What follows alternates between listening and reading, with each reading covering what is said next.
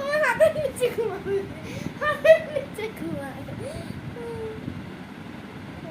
ঘুমাচ্ছে এবার। কিছু বলবো না, কিছু বলবো না।